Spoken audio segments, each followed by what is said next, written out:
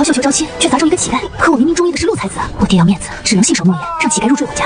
问候我嫌乞丐粗鄙，空有一副好皮囊，把所有的愤懑都发泄到了他身上。我给他取了个名字叫赤玉，我不愿意让他碰我身子。冬天我让他睡在柴房，夏天我让他睡在磨房，白天我心情好了，让他趴在地上，我踩着颜料在他背上作画。总之怎么侮辱人，我就怎么来。可他不哭不闹，也不生气，就那么纵着我欺负他。到后来我都有点愧疚，觉得我是一个又漂亮又有钱的变态。可这种愧疚也只持续了一炷香的功夫。到了午后，陆才子策马行进我家府门前，我远远望着他骑乘高头大马，身后尾随一队仆从的棋盘，心里的火气又蹭地窜了上来。凭什么我就该许给一个乞丐？凭什么旁人家的姑娘能配解元配探花，主听瑶偏要嫁个栖身柴房的叫花子？我转身便去寻赤玉，一脚踩翻他刚刚劈好的柴垛，将他半日的辛劳踹得七零八落。他瞥了我一眼，弯腰把散落的木柴拾起，重新归置整齐。我气得要命，抄起金鞭想朝他挥去。陆小姐，他忽然开口了，声音不大，却让我手上的动作顿了一下。你今儿已经在陆主任身上气过，不需要在赤玉上撒一遍。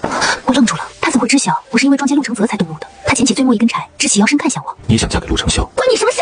我恼羞成怒，甩手就是一鞭。这一鞭我使足了力气，鞭梢擦过他的面颊，留下一道血痕。他没有躲。如果那日接住绣球的是陆承泽，他说，朱小姐会这样对他吗？我当然不会，他是读书人，是有大才的。我脱口而出，却猛地收住了声，因为赤玉笑了，既非讥笑，也非苦笑，而是一种极为安静的笑，像深秋的月华洒在枯叶上，透着一种难以言明的意味。读书人。他重复了这3个字，随后转身离去了。我握着金鞭立在原地，心头忽然泛起一阵奇异的，如同踩在冰面上触到一道裂缝。转折发生在1个月之后，我带着丫鬟去城外上香，途中被一伙悍匪劫了道，10多个蒙面壮汉从林间窜出来，丫鬟吓得当场昏死过去。我还没来得及反应，就被套上了麻袋。土匪窝藏在紫金山上，我被囚在一间破屋里。匪首是个满脸横肉的胖子，他捏着我的下巴端详了半天，嘿嘿笑道：“朱光泰的闺女，值不少银子。”我缩在角落里，内心惊恐万分，嘴上却不肯示弱。你敢动我1根头发，我定能把你皮扒了！土匪头子不怒反笑，从怀里掏出一个瓷瓶，倒出一粒药丸，就往我嘴里塞。给我吃了什么？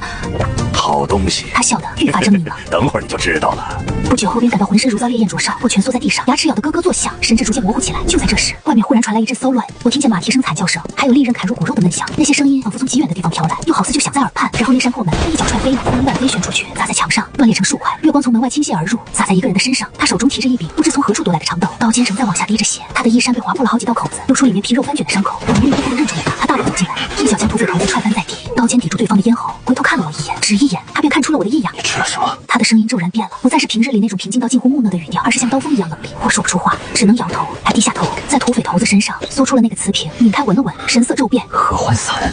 他的声音仿佛从牙缝里挤出来的，刀光掠过，土匪头子的喉咙被切开了一道豁口，捂住脖颈，栽倒在地上。赤玉扔下刀，走过来将我从地面抱起，我偎在他怀中，嗅到他身上浓烈的血腥气，身体却不由自主地往他身上缠。我迷迷糊糊地撕扯他的衣领。他忽然唤了我的名字，不是祝小姐，是听兰。那声音像是从很深很深的地方涌出来，带着一种我从未感受过的情绪。你确定吗？他这般问我，我当时已几乎要丧失神智。那天夜里他救下了我，第2天清晨我醒转时，赤玉已不在身旁了。我躺在凌乱的被褥间，晨光从破窗子里射进来，洒在我的身上，让我无处躲藏。我干了一件多么丢人的事！我助听瑶竟同一个乞丐。不对，我忽然想起一件事来，他是如何知道我在紫金山的？他一个栖身柴房的乞丐，怎能独自闯入土匪窝，手刃几10个悍匪将我救出来？我正思忖着，门被推开了，赤玉端着碗热粥走进来，他已换了一身洁净衣裳，脸上的伤处也包扎过了。他走到我跟前，把粥搁在床边，随后退了2步，站得规规矩矩。朱姑娘，喝粥。依旧是那种木讷、毫无起伏的语调，仿佛昨夜那个将我拥入怀中、一遍遍唤着我名字的人根本不是他。我气得将粥碗打翻在地。赤玉，昨晚的事，你要是敢说出去1个字，我撕了你的嘴！他低头看着地上碎掉的碗和泼洒的粥，沉默了一阵后说：“不会。”然后他蹲下身去，一片一片的拾捡碎瓷片。我望着他蹲在地上的背影，忽然觉得鼻头有些发酸。我分不清是出于气愤，还是因为别的什么。从那以后，一切都不一样了，变得是我而不是他。我睁开眼会想起他，闭上眼也会惦念从前让他住柴房。我这个刁蛮的恶婆娘很是得意。现在我会悄悄溜去瞧他，他睡得很沉，呼吸均匀，月光从窗棂间流淌而入，映在他的面庞上，他的轮廓在夜色里显得格外俊朗。我趴在门口偷瞧了片刻，心里像揣了只野兔，咚咚跳得厉害。然后我便恼羞成怒地跑走了。第2天我故意寻衅骂了他，抽了他3记鞭子，他立在那里硬生生射着，一声不吭。我望着他手臂上新添的血痕，手中的金鞭忽然怎么也挥不下去了。我恶狠狠地问道：“你怎么不躲？”他应道：“周小姐高兴就好。”我高兴个屁！我将金鞭狠狠一掷，转身就跑。我奔回自己的闺房，扑倒在床榻上，把面孔深埋进枕头里。祝听兰，你完了！你好像当真有一点点倾心于他，这种感觉太过害人。他可是个乞丐啊，是你从大街上捡回来的赤玉，你怎么能对他动心？可心愿这回事，从来由不得人做主。昨日他劈柴的时候，忽然冒出一句话：“明天是我生辰。”我问他：“你多大了？”他说：“25。”我又问他想要什么，他说：“什么也不用。”谁管你要什么？我嘴上这般说，心里却牢牢记下了。今天一大早，我便钻进厨房，亲手做了一碗长寿面。我活了18年，从未进过厨房，面粉扬的到处都是，面条擀得歪歪扭扭，切得粗细不匀。丫鬟们吓坏了，只当我中了邪。我把面煮好，放进食盒里，气冲冲地往柴房跑。我想告诉他，我要做娘亲了。昨天大夫来瞧过，说我有了身孕。我抚着还没隆起的肚子，心里又慌又甜。小赤玉，我在心里唤他小赤玉，我要给他一个惊喜。我刚到柴房，柴房外面肃立着一排黑衣人，黑衣黑甲，腰悬长刀，整齐的像是从画里裁下来的。他们看见我，齐刷刷的拔刀出鞘，寒光映在我脸上。大胆刁民，见了王爷还不下跪！我手中的食盒险些掉在地上，柴房的木门从里面打开了，赤玉走了出来。不是赤玉，他穿着粗布麻衣，头发随意梳着，看上去和昨天、前天、大前天毫无分别。可他整个人散发出的气势，像是彻底换了个人。他站在门口，居高临下的望着我。朱小姐，他开口，嗓音不再是往日的木讷，而是清冽的像山涧的泉水。我的手在发抖，不是害怕，而是我忽然明白了一件事：这3年来，他不是无力反抗，而是不愿。他像一个看戏的人，坐在台下观赏我表演。你到底是谁？我的声音在发颤。他向前迈了一步，从我身侧擦过，一个黑衣人立刻跪地，地上一件酱紫色蟒袍。他抬手披上，粗布麻衣委落于地。本王赵肥师，先帝第9子，当今圣上的亲弟弟，3年前流落民间，承蒙朱小姐收留和款待。我的眼泪霎时涌了上来，不是因为畏惧，而是我猛然记起今早我在厨房揉面时，心里盘算的是，他若愿意留下来，我便待他好一些，不再抽他了，也不再让他宿柴房了。我想告诉他，我有身子了，想告诉他，我舍不得他。可他说他是王爷，他有指腹为婚的王妃，是镇国公的孙女，金陵第1才女，琴棋书画样样精通。等本王回到王府，会让人给你送来休书。他翻身上马，目光越过我头，望向远处。朱姑娘，后会无期。马蹄声响起，他带着那个黑衣人绝尘而去。我端着食盒站在柴房门口，眼泪一滴滴坠进碗里，承受面凉了，心也跟着凉透了。他离开金陵的第3日，我爹出事了。那天我正躺在床上发呆，丫鬟慌慌张张跑进来：“小姐不好了，老爷被人从家里带走了，说是涉嫌谋害朝廷重臣。”我猛地坐起来，只觉得小腹一阵坠痛。我爹朱广泰，金陵首富，做的不过是2米生意，怎会谋害朝廷重臣？我和我娘连夜赶到刑部大牢，见到我爹的时候，我几乎没认出他来。半个月不见，我那个丰神俊朗的爹已经瘦得脱了相。他穿着囚服坐在稻草堆上，头发白了一半。爹。景兰，爹是被人陷害的，有人把大理寺卿的私章塞进了爹的书房，还有几封伪造的密信，爹没有做过。我娘在旁边已经哭得说不出话了，我强忍着眼泪问：“爹，是谁害你？”爹不知道，但这个人的手伸得很长，刑部、大理寺、督察院全是他的人。爹的案子已经定了，1月后问斩。问斩这2个字像一把刀扎进我心里。我娘忽然像抓住了什么似的，猛地拉住我的手。景兰，你去找王爷，你俩毕竟在一起2年，他还喊过你爹一声岳丈，他不会见死不救的。我张了张嘴，说不出话。我不敢告诉我娘，我和赵福一从未相亲相爱过，反而还伤害过他。他巴不得我这个漂亮的变态倒霉，怎么可能帮我？可我不忍心看到娘的希望破灭。我拿了金鞭去王府，我从早晨等到傍晚。金陵的冬天不比北方暖和，风从河边吹来，刀子似的割在脸上。我站在王府门口，王府的亲卫不让我进去，我就站在那里等，等到夕阳西下，等到暮色四合，等到我的手指冻得没了知觉。终于听见马蹄声响起，赵福一回来了。他骑着高头大马，穿一身黑貂大图，远远的就看见了我。他翻身下马，那双墨色的眼睛直直的刺在我手中的金鞭上。朱小姐，用哪只手抽过本王鞭子？他一开口，我就知道完了。他的声音没有分好温度，像是从冰窖里捞出来的。我冻得瑟瑟发抖，嘴唇止不住的打颤。我怀疑他是要剁了我这双手。朱小姐又用哪只脚踩过本王？他身后的亲卫倏地拔出佩剑，寒光闪闪。我下意识想后退，谁知脚动僵了，一动直接栽进了他怀里，的胸膛滚烫。我忍不住想起那一晚，想起他抱着我的样子，我不争气的红了眼圈，不怕死的问他：“王爷，你能不能救救我爹爹？”他的手抬起来，轻飘的勾住了我斗篷上的系带，慢悠悠的绕了一圈。所以你主动向本王投怀送抱，是想让本王救朱广泰？也好，本王就试试嚣张跋扈的朱小姐伺候人的本事能否取悦本王。他把我抱进了王府，我被他扔在榻上，然后一把扯掉我的白狐披风，紧接着又抓住我的衣领，哧啦一声，一搏碎裂的声音格外刺耳。死赤玉！我恼羞成怒，抬手就是一鞭。他一把抓住鞭梢，用力一扯，金鞭脱手飞出，砸在墙上，叮铃铃作响。朱小姐，这就是你求人的态度。他的声音冷得像刀子，眼神更是冷得像结了冰的秦淮河。他在我上方俯视着我，那双墨色的眼睛里没有一丝温度，只有居高临下的嘲弄。我的手僵在半空中，我忽然意识到，他不再是随我姓的赤玉了，他是动动小指头就能捏死我全家的王爷。取悦本王，他说，如果你能让本王满意，或许本王会大发慈悲，给朱广泰一条活路。取悦他，我垂下眼睛，手不自觉地抚上小腹，那里还是平坦的，但我知道里面有个小小的生命。大夫说头3个月尤其要小心，不能情绪大起大落，不能做剧烈运动，更不能做那种事。可他是救我爹的唯一机会，就这么不情愿？赵福一嗤笑一声，从我身上起身。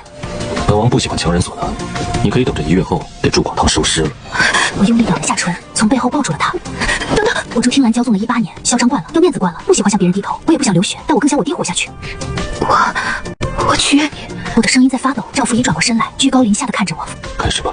我不太懂该怎么取悦男人。我想了想，踮起脚尖，笨拙的亲了一下他的唇。他只是冷冰冰的看着我，像在看一个笑话。朱小姐就这点本事？我又羞又恼，想捡起金鞭，可我明白，这个时候我要是敢抓起金鞭，就是在拿刀子磨我爹的脑袋。我深吸一口气，闭上眼睛，学着那晚他亲我的模样，小心翼翼的吻他。他的呼吸忽然变得急促，朱听牢。他的声音变了，变得低哑。离我远点。我不知道他怎么了，下意识想后退，可我还没退开一步，他一把托起我的腰，死死的将我推倒在床榻。那天晚上，他像是变了个人，不是那个人我打骂的赤玉，也不是那个冷冰冰命令我取悦他的王爷，而是一个我从未见过的近乎疯狂的人。听牢。天色未明，我便醒了。赵福一不在榻上，他以穿戴齐整，站在铜镜前束着腰带，整个人金贵的不像凡尘中人。我望着他，眼眶又酸又胀。王爷，昨天晚上我已经……后头的话我有些难以启齿，改口道：“你会救我爹爹的，对不对？”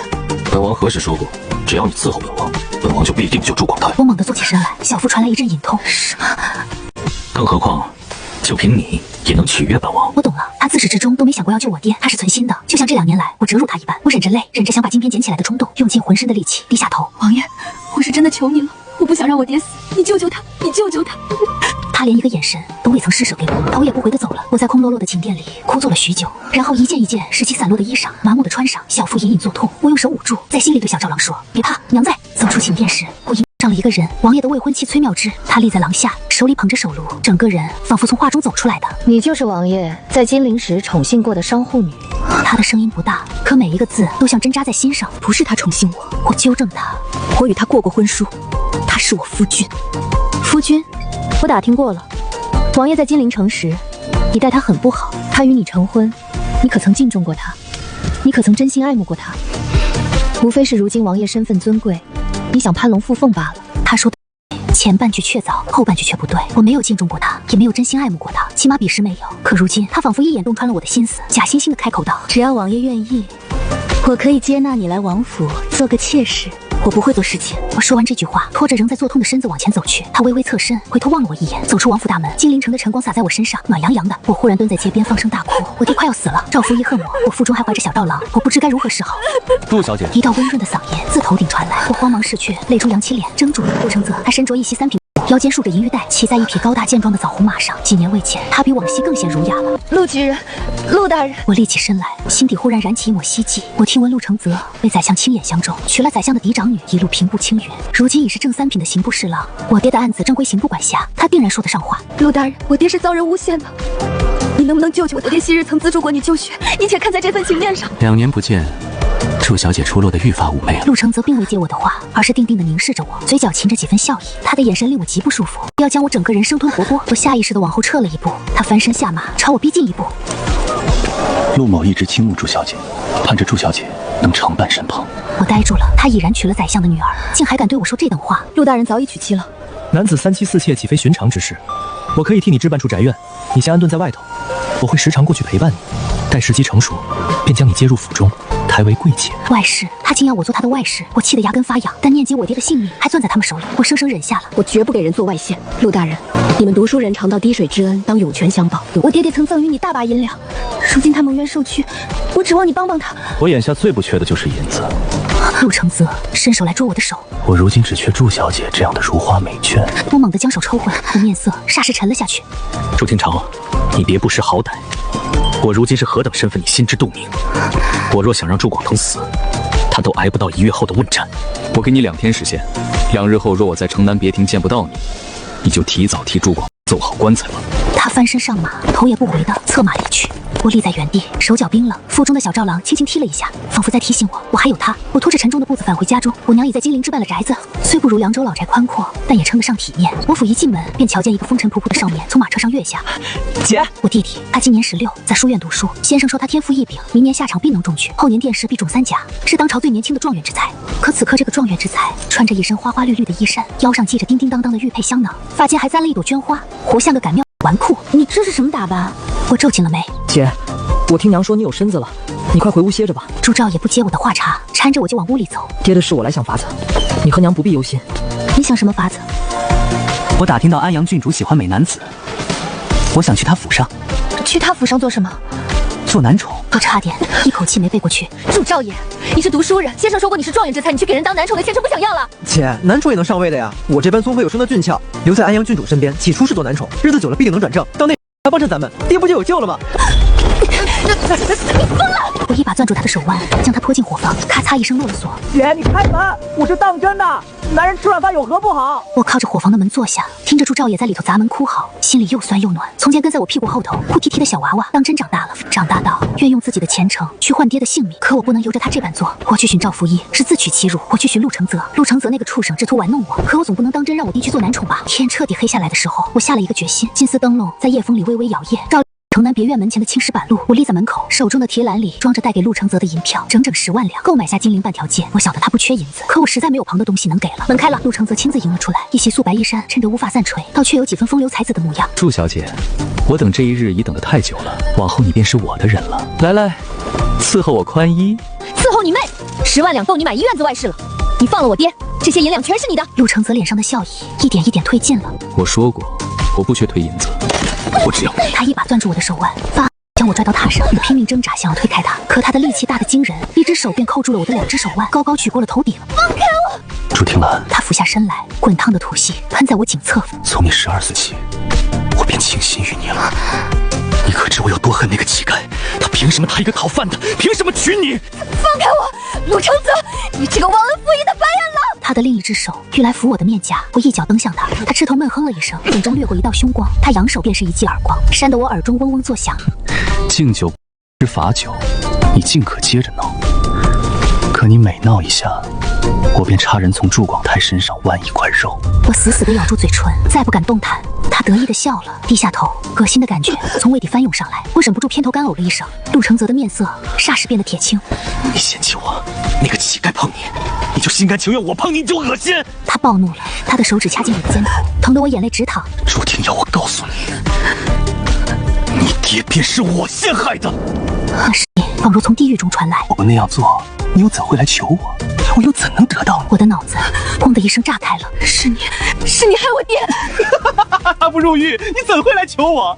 婷兰，你是我的。过了今夜，你便是我的人了。你爹的命攥在我掌心，你乖乖的，乖乖讨好我，我便让你爹多活几日。我浑身的血都凉透了，原来这一切全是他做的。他从3年前便盯上了我，先是抢绣球失手，然后眼瞧着我嫁了一个乞丐。这几年他步步高升，从一个穷举人变成了刑部侍郎。他不甘心，所以他便要毁了我爹，再毁了我。我咬紧了牙关，泪水夺眶而出。骂吧，你越是骂我越是欢喜。他伸手探向我的衣领，我绝望地合上了眼。就在此刻，砰的一声巨响，房门被一脚踹飞了，冷风裹着夜雾灌涌进来，烛火剧烈的摇颤。我睁开眼，望见一个人立在门口，是赵福一。陆承泽显然也未料到赵福一会来，我也。他猛地从我身上弹开，双脚尚未站稳，赵福一便一脚踹中他胸口，陆承泽整个人横飞出去，撞在墙上，哇的吐出一口血。赵福一毫不停，一脚踩在陆承泽的脸上，居高临下的俯视着他，声音冷得像万年寒冰。本王的人也敢动？陆承泽在地上蠕动了2下，勉强支起头，嘴角全是血。王爷，你不是已经不要他了？况且祝小姐也答应了做下官的外事。外事？赵福一被鼓了一脚，踹在他面门上。本王一日不写休书，他便一日是本王的人。敢动本王的人，找死！陆承泽的牙齿崩掉了2颗，整个人全在地上抽搐。赵福一收回脚转向我，然后居高临下的打量着我。我的衣裳扯得乱七八糟，头发散落了大半，脸上印着巴掌痕，脖颈间还有红印。我狼狈到了极点。他脱下身上的黑标大痕，披在我肩头，弯腰将我打横抱起往外走。我偎在他怀中，能听见他的心跳声，又急又重，不似一个冷静之人该有的心跳。你怎么来了？我将脸埋在他胸口，闷声问道。他没有作答。行至门口时，他忽然驻足，对身后的亲卫吩咐了一句：“把陆承泽的舌头割了。敢碰本王的人，留着舌头也无用。”我心间一颤，猛地睁开眼。他垂眸看了我一眼，那双墨色的眼眸里并非冷漠，也非厌恶，而像是一头负伤的困兽，在拼命着什么。你还没有回答我的话。本王无需回答你的话。他收回视线，大步朝王府的方向走去。你不肯救我爹爹，我可以明白。可你为何要来救我？我不依不饶地追问。你已经弃了我的生死与你何干？他的脚步微微一顿，下颌线绷得死紧。朱婷瑶，你再多说一字，我便将你扔在此处。我闭上了嘴，不是因为畏惧他会丢下我，而是我在他的声音里听出了一丝哽咽。那个从不发怒、从不伤怀、从不在任何人面前流露破绽的赵福一，今日究竟是怎么了？赵福一抱着我回到了王府。路上他走得极快，黑雕大火将我裹得严严实实。我把脸埋在他胸口，不敢抬起，并非因为惧怕，而是我在反复思量一个问题：他为何要来？他不是已经弃了我吗？他不是恨着我吗？我抽了他整整2年的辫子，让他塑柴坊、塑磨坊，将他当牲口一般驱使。他本该巴不得我被陆承泽糟蹋，巴不得我落得家破人亡，可他还是赶来了，而且来的那般及时，仿佛早就洞悉陆承泽要对我不利。这个念头在我脑中翻来覆去，怎么也想不通透。到了王府寝殿，赵福一将我放在榻上，转身便要离去，我一把拽住了他的袖口。等等！他停住了脚步，没有回身。你还没有回答我的话。什么话？你怎会知晓我去了陆承泽的别院？你怎会知晓他要对我？本王无需答复你。他甩开了我的手。赵福一！我头一回喊了他的全名，声音极大，在空旷的寝殿中来回震荡。他果然停住了，转过身来看向我，烛火映在他的面庞上。他的神情我辨不太清，可他的双眼亮得灼人，如同在漆黑的暗夜里点燃了2簇火焰。你想知道？他缓缓地夺回我面前，一步步逼近，每一步都携着压迫感。我没有退却。本王在你身旁安插了人手，自本王离开金陵的一日起，便始终有人在暗中盯住你去了何处，见了何人，讲了何话，本王俱都一清。彻底怔住了。那你为何不救他？你身先坚持，为何不救我爹？你分明有能力救他。赵福一注视着我，那双墨色的眼眸中翻涌着我读不懂的情绪。因为本王不愿不救。我如同被人兜头，泼了一盆冰水，从头顶凉到了脚底。为什么？我的声音止不住的发颤。因为本王恨你，恨你抽本王的鞭子，恨你令本王塑柴房，恨你踩在本王脊背上作画，恨你将本王的尊严践踏于脚底。你以为本王会忘？本王每一日都记得分明。他的手抬了起来，指腹轻轻抚过自己左颊上那道浅淡的疤痕，那是我的金鞭留下的印记。那一日，你因陆城时娶了宰相的女儿，心气不顺，抽了本王23棒，其余的伤都痊愈了，唯独这一刀留下了疤。我的泪水霎时涌了上来。对不起。赵福一笑了一下，那笑意极淡，淡得几乎难以察觉。对不起有用吗？祝廷言，你亏欠本王的，岂是一句对不起就能偿清的？他转身离去了。这一回我没有再拽住他，我坐在榻上，裹着他留下的黑貂大红，哭了整整一夜。次日清晨，赵福一的亲卫送来一封书信，信上只有一行字，最后一面这4个字如同一把刀扎进我心里最柔软的地方。我即刻跟着亲卫出了王府，马车朝大牢疾驰而去，最终停在了刑部大牢门前。我爹被囚在最里间的牢房，我进去时，他正倚着墙坐着，合着眼，像是睡着了。我唤了一声爹，他猛地睁开眼，看见是我，浑浊的眼中亮了一下。婷兰，你怎么来了？他挣扎着要站起来，可腿脚已不太灵便了，扶着墙才勉强站稳。你一个人来的？你娘呢？娘在家，我没告诉她。爹，你的腿怎么了？没事儿，前2日摔了一跤。他轻描淡写地说，但我瞧见他裤腿上隐隐透着血迹，我心底一酸，险些又掉下泪来。我强忍住了，我不能在我爹跟前哭，他会忧心。爹，我寻到陷害你的人了。是谁？陆长泽。我爹合上眼，长长的叹了一声。爹早料到了，那日他说要来看看爹，便觉着不对劲。他在刑部管着爹的案子，平白无故来瞧爹做什么？他是来炫耀的。爹，你放心，我定会救你出去的。婷兰，爹不救，爹只求你一桩事。什么事？好好活下去，照料好你娘和你弟弟。爹这一辈子值了，做了大半生的买卖，攒下了金山银山，娶了你娘，有了你和赵瑶，爹不亏。爹，眼泪终究没能忍住。别哭，爹想问你一件事。您说。那个赵王爷，他待你好不好？我不知该如何作答。好，他昨日刚说完他恨我不好，他昨夜顶着夜色赶来救我，令人割了陆承泽的舌头。不知道。我爹端详了我片刻，似乎洞悉了什么。婷兰，爹这辈子最对不住的人便是他。他是王爷，是先帝的血脉，流落民间已是天大的冤屈。到了咱家，还遭你那般折辱，爹没能护住你，也没能保住他，爹心中有愧。爹，你回去告诉他，朱广太对不住他。他若有怨气，让他冲着爹来，别冲着你。我下意识地捂住了小腹。我爹瞧见了那个动作，浑浊的眼中忽然涌出了泪光。你有身子了。我点了点头。我爹的嘴唇哆嗦了良久，最后只说了一句：好好养着。他没有追问孩子是谁的，他心中明了，时辰到了，狱卒来催促了，说时辰已到。他攥着我爹的手松开，他一根一根地掰开我的手指。走吧，婷瑶，别回头。我走了，我1步3回头地走。走到拐角处时，我回头望了一眼，我爹仍立在那里，扶着墙凝望着我的方向。他瘦得像一根枯木，可在我记忆中，他永远是那个将我扛在肩头，带我去秦淮河畔看花灯的父亲。我哭着奔出了刑部大牢，阳光刺得人睁不开眼。我站在刑部大牢门口，泪水尚未干透，便听见远处传来一阵沉闷的鼓声，那是行刑的鼓。我浑身的血瞬间凉透了。不，我跌跌撞撞地朝刑场的方向狂奔，裙摆绊住了脚，整个人摔在地上，膝盖磕破了皮，血渗了出。我也顾不上了，我爬起来继续跑。一路上我什么都听不见，只听见自己的心在胸腔里猛烈冲撞。刑场设在城西的菜市口，等我赶到时，早已挤满了人。我发疯似的拨开人群往里钻，耳畔全是嗡嗡的议论声。朱广太，金陵首富，想不到也有今日。听说是陷害朝廷重臣，罪无可赦，积了那么大的家业。我挤到了最前排，跌跪在刑台上，囚服破烂不堪，头发散乱如草，整个人瘦得像一张薄纸，眼睛望向远处。我扑上前去，被2个衙役死死拦住。我爹望见了我，浑浊的眼中忽然涌出了泪光。他张了张嘴，想说什么，却什么也没能说出来，只是摇了摇头。那意思我懂。别过来，别看了，快走。爹，你说话呀！你是冤枉的！你告诉他们你是冤枉的！没有人理会我。监斩官高高坐在台上，手中的令牌举起又落下。时辰到，定刑。刽子手举起了鬼头刀，刀锋在日光下闪过一道刺目的寒光。我拼了命地往前冲，指甲掐进衙役的臂膀里，鞋都蹬掉了。可他们像2堵墙似的挡在我面前。刀落下的一刹那，我什么都看不见了，眼前一黑，耳畔什么声音都消失了，仿佛整个世界被人按下了暂停。然后我听见咚的一声，像是什么东西坠落在地，我的心也跟着碎了。我爹死了，那个将我扛在肩上看花灯，给我打金鞭，纵着我任性嚣张了18年的男人死了。我没有哭，我只是直直地望着刑台上那个倒卧在血泊中的身影，望着他身上那件囚服被血浸透，望着刽子手面无表情地擦拭刀刃。我记下了在场的每一张脸，监斩官、刽子手，那些围观的、嚼舌根的、拍手叫好的人，还有赵福一。他立在远处的一辆马车上，身姿如松，隔着人潮望着我。他没有来救我爹，他明明可以，他没有。望了他一眼，只一眼，然后决绝地转身离去。我爹的尸首是朱少爷去收敛的，他跪在刑台上，眼眶红红的，转过头望向我。爹没了。我缓缓走上前，将他抱住，他放声痛哭，哭得像个3岁的娃娃。我没有掉泪，我的眼泪在那一天早已流尽了。我爹的灵柩停在金陵置办的宅子里，我娘已哭晕过去3回。祝兆也跪在灵前焚纸。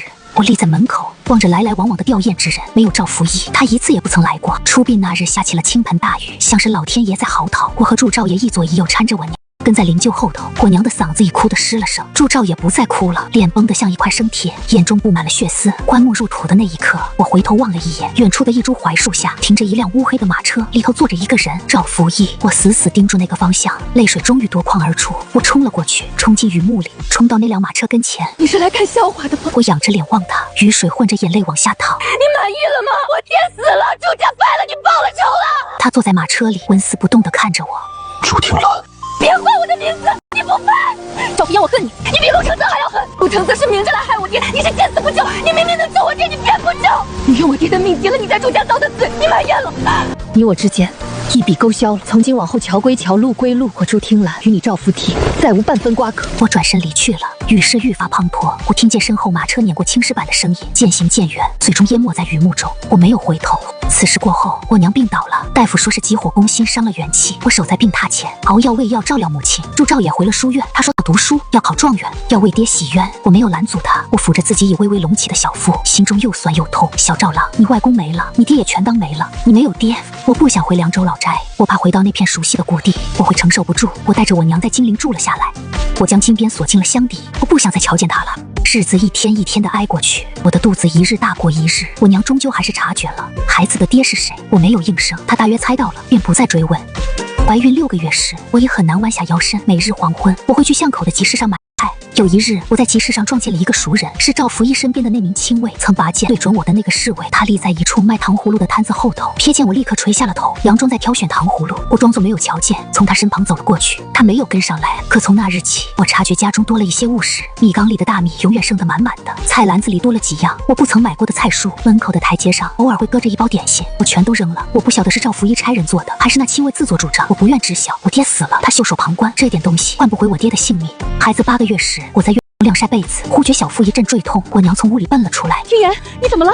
没事，娘，就是有些疼。我娘放心不下，去请了大夫。大夫说胎位略有些偏，嘱咐我多加走动，但切不可劳累。大夫离去后，我发觉院门外立着一个男子，他身穿粗布衣裳，压着一顶斗笠，压得极低，瞧不清面容。可我认得那副身形，赵福一，我的心骤然跳了一下，随即迅速冷了下去。你来做什么？我站在院子里，隔着门槛望他。他摘下了斗笠，露出一张瘦削的面孔。3个月未见，他憔悴了许多。我来看看你。看够了吗？看够了便可以走了。他没有挪步，他望着我高高隆起的腹部，目光盯在那里，再也移不开。你的肚子。他的嗓音在发颤，与你没有干系。我冷着脸说道：朱听兰，你告诉本王，孩子是不是你。我截断了他的话，是陆承泽的。那日在别院，在他到来之前，我便已经你清楚的。我的声音异常平静，平静的连我自己都感到陌生。赵福一的面色霎时惨白如纸，白的似冬日的雪。你胡说！我没有胡说。我背过身去，不让他瞧见我的神情。你细算算日子，你回金陵之前，我可过月事没有？这孩子是在你离开之后怀上的。你不在的那段时日，除了陆承德还能有谁？我所说的句句皆是谎话。月事那等私密事，他一个大男人怎会记得真切？可他却信了。我望见他攥紧了拳头，指节攥得咯吱作响，他的眼眶翻了红，嘴唇哆嗦着，一个字也吐不出来。你和他，我说过了，与你毫无瓜葛。我背对着他，眼泪无声地往下淌，可我的声音没有一丝颤抖。赵飞称，你用我爹的性命报复了我，我也怀了别人的骨肉，咱们两清了，往后别再来。我听见他的脚步声，一步一步走得很迟缓，最终消失在耳际。转过身，门口已空无一人。我蹲下身子，抱住肚子，哭得浑身战栗。小赵郎，对不住，娘骗了他，娘并非存心的。娘不能让他为了一个孩子便回头，他是害死你外公的人啊！我是恨他，可更恨我自己，因为我心底还装着他。孩子降生那日是初秋，金陵城满街桂花飘香，我疼了整整1天1夜才将儿子生下来。恭喜恭喜，是个大胖小子，7斤8两。我娘接过孩子，泪水止不住的淌。我端详着孩子的脸，心头一酸，像赵福义那眉眼，那唇形，那不高兴时紧抿着嘴的模样，活脱脱和他父亲如出一辙。祝兆也不晓得孩子的爹是谁，我娘也不知晓，我不打算告知他们。我给孩子取名叫赵小郎，念念不忘的念，念的是谁？我不敢往深里想。孩子满月那日，我独自抱着他坐在院中晒太阳，门口忽然停了一辆马车，崔妙芝从马车上下来，他是只身前来的，他立在门口，望我的眼神十分复杂。祝小姐，我能进去吗？我不知他所为何来，但还是点了点头。他迈步进来，瞧见我怀孩子当时愣住了，他只吐了一个字：像。我明知故问，像谁？他望了我一眼，并未应答，而是落了座，从袖中取出一封信，搁在桌上。这是什么？你先瞧瞧。我没有动弹。祝小姐，崔妙芝叹了口气，你为何那般怨恨王爷？他并未做过对不住你。我说了，他见死不救，他眼睁睁看着我爹被砍了脑袋。崔妙芝沉默了一瞬，说：祝广泰没有死。我猛地扬起脸。你说什么？祝广泰没有死，他是假死。我脑中咣的一声炸响，不可能！我亲眼瞧见，你亲眼瞧见刽子手的刀落下去，血溅出来，瞧见你爹的头颅与身子分了身。可那不过是王爷安排的死囚。真正的祝广泰在被押上刑场之前，早已被王爷秘密移走。我的双手在剧烈发抖。你骗我！我为何要骗你？骗你与我有何好处？他为何要这么做？他为何不告诉我？崔妙芝深吸了一口气，说：因为大皇子王爷的大哥始终在暗地里图谋造反，此事被赵福中察知，因而他与皇上合谋，不惜假死化身为乞丐，秘密潜入暗处查证。后来他发觉大皇子要招兵买马，急需巨量银钱，便盯上了祝家的家财，所以指使陆承泽构陷你爹，将你爹投入大狱，为的就是名正言顺的抄没祝家的产业。王爷便将计就计，让你爹假死。大皇子以为你爹当真死了，祝家已垮，那些家财变成了无主之物，他就能暗中挪移，充作军饷。等他动手转移之际，王爷的人便能人赃并获，一举拿下。王爷之所以不能对你说出实情，是因为一旦告知于你，你便不会再恨他。你若是不恨他，大皇子就会起疑，就会收手，那王爷这些年的谋划全盘落空了。我脑子里乱成一团浆糊。崔妙芝的声调低了下去。祝小姐，你可知王爷这几个月是如何熬过来的吗？他每一回偷偷来瞧你，回去后都要独自灌上一整眼的酒。他望着你挺着肚子去采买，望着将菜篮里他差人割的东西扔掉，望着你对他的人喊滚。我的泪珠一滴一滴坠在孩子的襁褓上。崔妙芝说道：王爷不许我告诉你这些，他说是他亏欠你的，被你恨着也是活该。可我不忍心瞧着你们这般下去。你为何肯帮我？因为我也有心上人，他在北境戍守边关，我一年只能见他一面，我能体会那种想见不得见，想言不能言的苦楚。崔妙芝苦笑了一下，他站起身行至门口，回头望了我一眼。王爷眼下在城外的一座庄子里，大皇子临死反扑，王爷胸口挨了一剑，重伤昏迷不醒。太医说那一剑伤及了心脉，能否醒转过来，看天意了。我的心猛地揪成了一团。伤的到底有多重？太医只是摇头，说纵是华佗在世，也未必能救得回来。崔妙芝讲完这句话，登上了马车，头也不回地走了。我抱着赵小郎在院中哭坐了许久，随后我立起身，将孩子交到我娘手中。娘，我出去一趟。去哪里？去寻孩子的爹。城外的那座庄子极为偏僻，藏在山坳深处，四周尽是竹林。我赶到时，天色已近昏暗，庄子的门虚掩着，并无守门之人。我推门而入，院中落叶满地，像是许久无人洒扫了。正堂的门敞着，里头飘出浓重的药味。我走进去，望见护卫在一旁守着。赵福一躺在床榻上，面庞惨白，唇上不见一丝血色。他胸口缠绕着厚厚的绷带，绷带下头晕出一片暗红的血迹。他的双眼合着，仿佛已沉沉入眠。我立在床边凝望着他，他的指节上缠着一条旧布条，我认得那布条是我怀孕8个月时在院中晾晒被褥，不留神从袖口扯落下来的。我随手丢在了院中，不知何时竟被他拾去了。我在他床沿坐下来，伸手握住他的手掌，很凉，凉得像冬日的石头。赵飞扬，我的声音止不住的发颤。你骗我！他没有回应。你说你恨我，你不想救我爹，你全是骗我的。你将我爹藏了起来，你独自扛下了所有的事，你让我恨了你大半载。赵福一，你是不是傻？他仍然没有回应。我伏在床沿，把面庞埋进他掌心，失声痛哭。那一夜我没有离去，我让庄子里的仆妇替我搬了把椅子，就守在他床畔。我替他换药，擦身喂药，他咽不下去，我便一勺一勺撬开他的齿冠，缓缓灌进去。头一日他没有醒，第2日他仍没有醒，第3日、第4日、第5日，我每日不停地同他说话，说我们初初相识的时光，说他如何惹我动气，说我躲在柴房外头偷瞧他入睡，说我头一回替他做长寿面。赵福一，你可还记得你头一回吃我做的面？你吃了满满当当一大碗，连汤都饮尽了。你说从不曾有人专程为你做过面，你落了泪，你偏说是汗。你醒过来我再替你煮，这回我敢细些，不让你嚼得那般费劲。赵安不对，赵念也不对，我替他取名叫赵小郎，赵小郎也会喊爹了。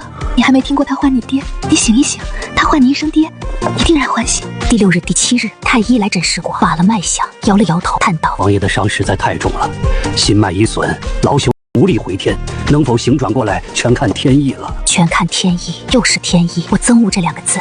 第8日深夜，我乏累至极，伏在他床边沉沉睡去了。我做了一个梦，梦里赵福一立在绣楼之下，穿着那身破烂衣裳，仰着脸望我，嘴角噙着笑。他说：祝听兰，你抛的绣球，本王接住了。我说你分明是个乞丐，怎自称本王？只因本王等这一日已等得太久了。然后他朝我伸出手说：跟本王回家。我伸手去够他的手，指尖尚未触及，梦便碎了。我睁开眼，发觉自己的手竟被人握住了，握得极其暖。我猛地仰起头，赵福一正凝视着我，他的双眼半睁着，极是虚弱，可那眸中的光芒让我瞬间淌下泪来。赵飞一，他的声音轻得像文茜。你醒了，你当真醒了？你太聒噪了，本王想不醒都不成。他的嘴角微微弯了一下。你可知你昏睡了整整8日，太医都说你醒不过来了。本王听见了，听见你哭，听见你说话。说要替本王做面，本王想着若就这么死了，你岂不要哭成泪人？本王舍不得。你骗人！你分明就是醒不过来，是我将你唤醒的。是你将本王唤醒的。他的指节微微动了动，扣牢了我的手。朱婷兰，本王仿佛又欠了你一条命。你欠我的还多着呢，慢慢还。好，他说道。1辈子够不够？不够，那就2辈子。赵福一的身子复原的极缓，太医说他伤了心脉，至少要调养大半年。我留下来照料他，每日替他换药、熬药、喂饭。他有时疼得厉害，额上气满了汗珠，却一声也不吭。赵小郎3个月大时，我头一回将他抱到赵福一跟前。赵福一接过孩子，双手在发颤。他盯着赵小郎的小脸看了许久，然后问了一句令我啼笑皆非的话：他真的是本王的？不是你的还能是谁的？陆承泽那套鬼话你也信？本王那时实在痛楚难当，未曾细想。你就是傻。本王傻。他将赵小郎举到面前，认真地端详着那张小小的面孔。他说道：赵小郎，你娘说你生得像本王，本王觉得你比她好看。赵飞一，他笑了。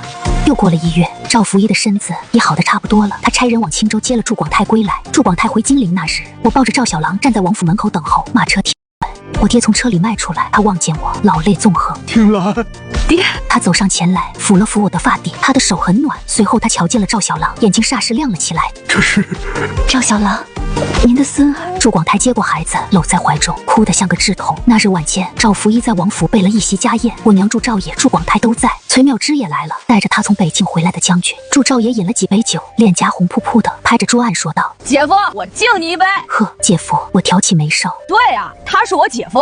姐，你莫不是还想嫁旁人？你闭嘴！姐夫，你瞧他还是这般凶悍。赵福义端起酒盏，嘴角微微一弯。本王就喜欢他凶。祝兆也被噎住了，我娘笑了，祝广泰也笑了。1年春日，赵福一受封为安王，我成了安王妃。后来我才得知，陆承泽在大理寺狱中发了疯，一头撞死在了墙上。我没有去看他，因为我正忙于大婚。大婚那日，金陵城万人空巷，我身着凤冠霞躯，他穿一袭大红喜袍，牵着我的手拜了天地，拜了高堂，入了洞房。丫鬟们退了出去，门合上了，红烛摇曳。他掀开我的盖头，凝视着我。朱婷兰，你可知本王最庆幸的事是什么？什么？是那日的风。他说道：若非那只风将绣球吹偏了，你便嫁给旁人了。我偎在他怀中笑了。那不是风，那是什么？是天意。他低下头，额头抵着我的额头，嗓音低得如同呓语。本王这辈子不亏。